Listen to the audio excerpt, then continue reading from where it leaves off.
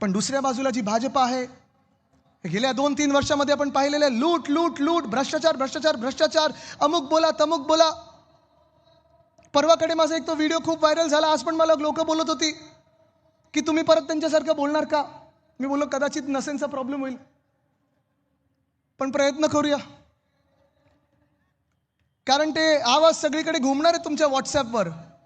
एकच विषय घेतात कुठे गेलो की, आमची मुंबईमध्ये सत्ता येणार आणि सत्ता आल्यानंतर अध्यक्ष महोदय, मोदी साहेब, आम्ही इथून बांगलादेशाला काढणार, ये जलवा है मेरा, मैं आऊंगा. काय चाललंय हो, कशासाठी हे सगळं. मुख्यमंत्री महोदय, तुम्ही मुख्यमंत्री 7 वर्ष ह्या राज्याचे आहात, हे विसरू नका.